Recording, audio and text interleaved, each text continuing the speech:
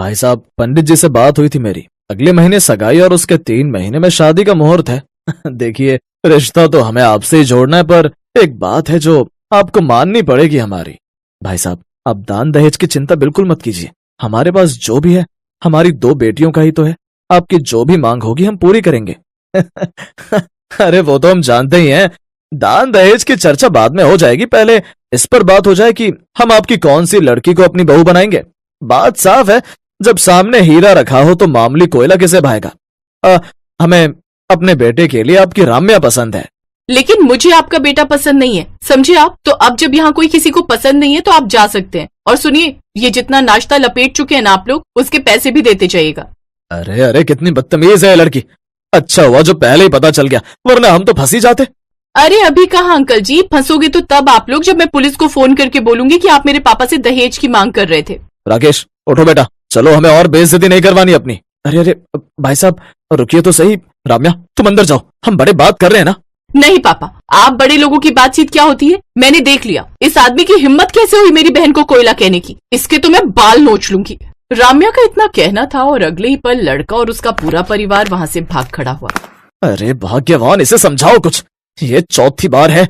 पापा, आपने हमेशा सिखाया कि गलत बात के खिलाफ आवाज उठानी चाहिए। मैं वही तो कर रही हूँ, पर तूने जो किया वो सही भी तो नहीं है बेटा। ऐसे ही चलता रहा तो तुम दोनों बहनें कुंवारी बैठी रहोगी। हाँ तो उसमें भी कोई दिक्कत नहीं है, क्यों काव्या? अपनी बहन की बात का काव्या ने कोई जवाब नहीं दिया और रोती हुई अपने कमरे में चली गई। असल में काव्या और राम्या जुड़वा बहनें थी। कद काठी और चेहरे के हाव भाव बिल्कुल एक जैसे, बस रंग के मामले में दोनों बहनें एक दूसरे से बहुत अलग थी। राम्या जहाँ दूध सी गोरी थी तो वहीं काव्या का रंग काफी दबा हुआ था। यही वजह थी कि काव्या के लिए आने वाले रिश्ते राम्या के सामने आते ही टूट जाते थे और हर कोई काव्या के बजाय राम्या को पसंद कर लेता था। लेकिन राम्या को ये मंजूर नहीं था। काव्या, तू क्यों रो रही है? अरे वो मोटा तेरे लायक था ही नहीं। मुझे अपने लिए नहीं, तेरे लिए बुरा लग रहा है। देख राम्या, मेरी काली किस्मत कोई नहीं बदल सकता, पर तू अपने बारे में सोच। मेरी वजह से तू क्यों इतने अच्छे रिश्ते ठुकरा रही है? चुप कर। तू क्या चाहती है? ऐसे लोग जो इंसान के गुण नहीं उसके रंग रूप से उसे तौलते हैं, मैं ऐसे जाइलों के पल्ले बन जाऊं? अरे तू मेरी चिंता मत कर, तू देखना, मेरे लिए तो कोई राजकुमार आएगा घोड़े पर सवार होकर, जो मेरी शक्ल सूरत नहीं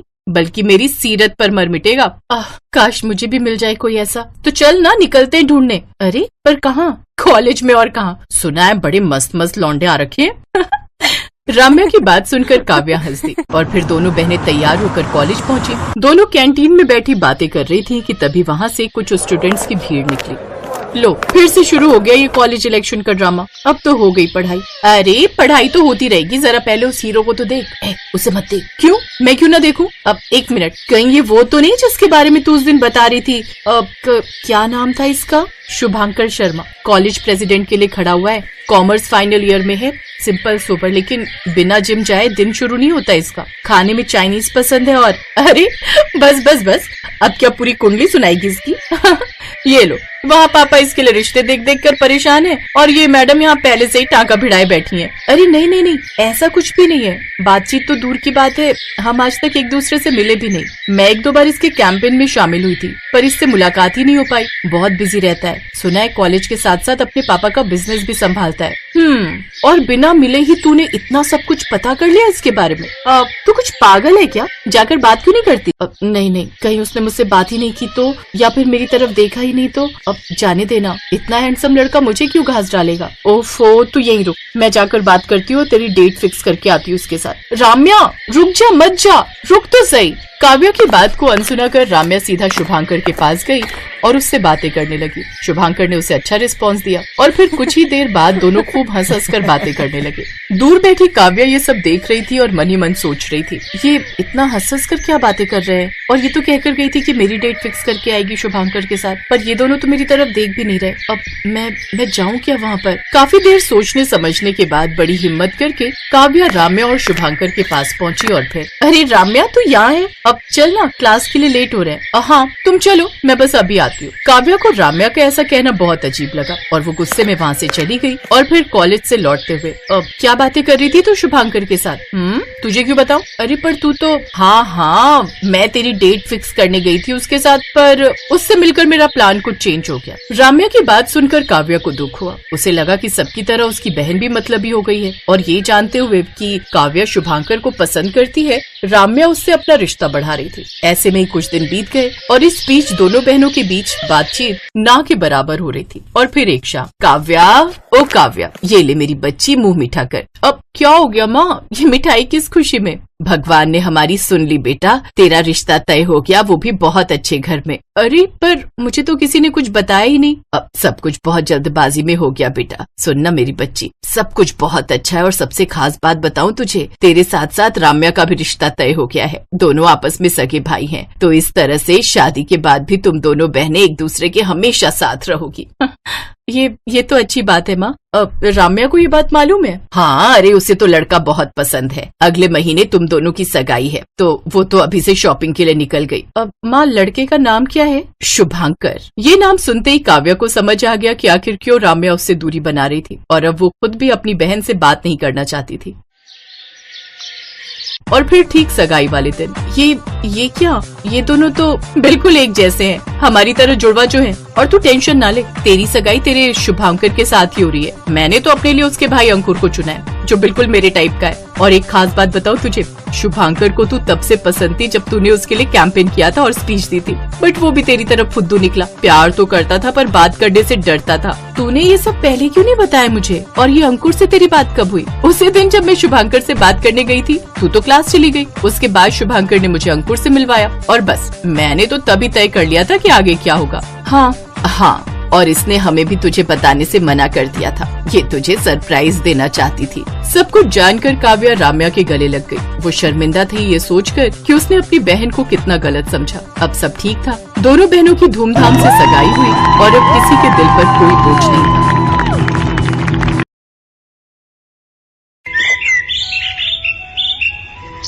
माँ, ये नौकरी मेरे लिए बहुत जरूरी है। अगर उन होटल वालों को मेरा काम पसंद आ गया तो मेरी पगार और बढ़ जाएगी। बहुत मुश्किल से तो मुझे ये नौकरी मिली है। अब तुम ऐसे घबरा कर भेजोगी तो वहां इतनी दूर अनजाने शहर में अनजानी जगह पर मेरा बिल्कुल भी मन नहीं लगेगा। हाँ, नहीं कर रही मन उदास, पर तू वादा कर मुझे रोजाना फोन करती रहेगी। हाँ माँ, मैं जब भी काम से फ्री हुआ करूंगी सबसे पहले तुम्हें फोन करूंगी। अच्छा रुक, मैं तेरे लिए साथ में खाने का कुछ बांध देती हूँ, तू रास्ते में बस में खा लेना। ठीक है माँ, तब तक मैं अपना सामान अटैची में रख लेती हूँ। ये है सीता, लाजवंती की बेटी। लाजवंती बहुत गरीब है। पति के जाने के बाद घरों में काम करके लाजवंती ने सीता को पाल पोस कर बड़ा किया। सीता ने गांव में ही रहकर 12वीं तक की पढ़ाई पूरी की। सीता आगे पढ़ना तो चाहती थी, पर पिछले 1 साल में लाजवंती की तबीयत बहुत खराब रही, जिस वजह से सीता ने अभी कॉलेज की पढ़ाई के लिए अपना विचार बदल लिया और नौकरी ढूंढने लगी। सीता के बचपन की सहेली आशा की कुछ समय पहले दिल्ली के एक होटल में नौकरी लगी थी। आशा जब गांव आई तो सीता ने अपने बारे में भी बात की, तो आशा ने उसकी भी नौकरी उसी होटल में लगवा दी। अगले दिन सीता नौकरी के लिए दिल्ली पहुंचती है। होटल में आशा उसे सब कुछ समझा देती है। सीता खूब मेहनत के साथ होटल में नौकरी करने लगती है। शहर के बहुत बड़े व्यापारी मिस्टर जगन्नाथ जी की बेटी गीता आज शाम अपना जन्मदिन मनाने के लिए हमारे होटल में आ रही हैं। सभी स्टाफ को उनका पूरा ख्याल रखना है। जगन्नाथ जी की बेटी गीता को किसी भी बात की कोई तकलीफ नहीं होनी चाहिए, क्योंकि वो पहली बार हमारे होटल में आ रही हैं। समझ गए? जी सर, हम पूरा ख्याल रखेंगे। सुना है विदेश में पढ़ी लिखी है और बहुत नखरे वाली है। अभी सुबह ही मैंने रिसेप्शन पर फोन उठाया था, बड़ी तीखी आवाज में बात कर रही थी। हमें तो बहुत ध्यान रखने की जरूरत है। अगर जरा सी भी शिकायत का मौका मिला तो मैनेजर का गुस्सा तो मैं जानती हूँ, फालतू का भड़क जाते हैं। अच्छा चल, फिर तो हम बहुत ध्यान रखेंगे। अरे माँ का फोन आ रहा है। हेलो? हाँ माँ। हेलो सीता, जन्मदिन की ढेर सारी बधाई मेरी बच्ची। थैंक यू माँ, मेरे जन्मदिन पर आपका आशीर्वाद मेरे लिए बहुत महत्व रखता है। आज सीता का भी जन्मदिन है। ये बात सुनकर सभी स्टाफ के लोग सीता को जन्मदिन की बधाई देते हैं। अरे सीता, आज तुम्हारा भी जन्मदिन है। Happy birthday. Happy birthday Sita. वैसे सब किस्मत की बात है। एक तरफ आज तुम्हारा जन्मदिन है जो तुम किसी और के जन्मदिन की तैयारी कर रही हो, और एक तरफ वो लड़की जिसका आज जन्मदिन है, वो कितनी किस्मत वाली है कि वो इतने बड़े होटल में अपने बर्थडे को सेलिब्रेट कर रही है। कहते हैं सब कुछ किस्मत से ही होता है। अब ये सब छोड़ो, अपना अपना काम करते हैं, बहुत सारी तैयारियां करनी है। सीता, तुम्हें मैनेजर साहब बुला रहे हैं। हाँ, मैं अभी आती हूँ। सीता मैनेजर के पास जाती है। सीता, तुम्हें मैं एक स्पेशल ड्यूटी दे रहा हूँ। गीता मैडम के वेलकम के लिए तुम्हें गेट पर ही खड़ा होना है। जैसे ही वो एंट्री लेंगी तुम उनके साथ रहोगी और देखते रहना कि उन्हें किसी भी बात की कोई कमी ना हो। और एक काम करो, अपनी ड्रेस की जगह कोई अच्छी सी स्मार्ट ड्रेस पहन लो ताकि और अच्छा इंप्रेशन पड़े। जी सर। सीता को होटल के गेट पर ड्यूटी मिल जाती है। सीता के पास अपनी तो कोई अच्छी ड्रेस थी नहीं, इसलिए आशा उसे अपनी सुंदर सी ड्रेस दे देती है। सीता तैयार होकर गेस्ट के आने का वेट कर रही थी, तभी एक आदमी उसके पास आया। आपको वहां गाड़ी के पास कोई बुला रहा है। ओह, कहीं गीता मैडम आ तो नहीं गई? मैं गाड़ी के पास जाकर देखती हूँ। जी चलिए। जैसे ही सीता गाड़ी के पास जाती है, अचानक 2-3 बदमाश उसे गाड़ी में जबरदस्ती पकड़कर बिठा लेते हैं और उसका मुंह बंद करके उसे बेहोश कर देते हैं। अचानक से सब कुछ हुआ तो सीता को संभलने का मौका ही नहीं मिला। गाड़ी अनजान सड़क पर दौड़ जाती है। इतनी देर में गीता भी होटल के बाहर आ चुकी थी। सब लोग गीता को देखकर हैरान रह जाते हैं। गीता बिल्कुल सीता की शक्ल की थी। अरे सीता, तू यहाँ क्या कर रही है? तू इस गाड़ी में क्यों बैठी है? चल बाहर निकल, गीता मैडम के आने का टाइम हो रहा है। एक्सक्यूज मी, ये क्या बदतमीजी है? क्या आपका स्टाफ गेस्ट के साथ ऐसे बिहेव करता है? मेरा नाम गीता है, सीता नहीं। क्या आपको बताया नहीं गया था कि आज मेरा बर्थडे है और मैं सेलिब्रेशन के लिए आ रही हूँ? गीता, ये कैसे हो सकता है? तुम तो सीता हो। मैडम, आशा ठीक कह रही है। आपकी सूरत बिल्कुल हमारे स्टाफ की एक लड़की सीता से मिलती है। गीता ये सब सुनकर हैरान रह जाती है। मैं अभी सीता को बुलाती हूँ, वो अभी गेट पर ड्यूटी दे रही थी। तभी एक लड़का भागा हुआ आता है। सर सर सर, सीता को कुछ लोग एक कार में पकड़ कर ले गए। सीता बेहोश थी, मैं पीछे भागा पर कार आगे निकल चुकी थी। वो जरूर कोई बदमाश लोग हैं सर। गीता घबरा चुकी थी। उसने अपने पापा के मोबाइल पर फोन किया और सारी बात बताई। गीता के मम्मी पापा भी वहां पहुंच गए। मैनेजर के पास सीता की माँ का मोबाइल फोन नंबर था। सीता की माँ को जब सारी बात पता चलती है तो वो फौरन बस पकड़कर दिल्ली आ जाती है। अचानक सब पलट जाता है। अरे लाजवंती, तुम, और यहाँ इतने सालों बाद तुझे देख रही हूँ। तू कहाँ गायब हो गई थी? मुझे माफ कर दो मेम साहब, मुझसे बहुत बड़ी भूल हो गई। सीता आपकी बेटी है, गीता की जुड़वा बहन। उस रात आपने एक नहीं 2 बेटियों को जन्म दिया था। मेरे मन में लालच आ गया था। मेरी औलाद नहीं थी, इसलिए मैंने आपकी एक बच्ची चुरा ली और अपने साथ गांव ले गई। पर मुझे नहीं पता था कि आज मेरी गलती की सजा मेरी सीता को मिलेगी। मेरी जुड़वा बहन सीता, माँ पापा सीता को बचा लो। मैं जानता हूं ये सब किसका काम है।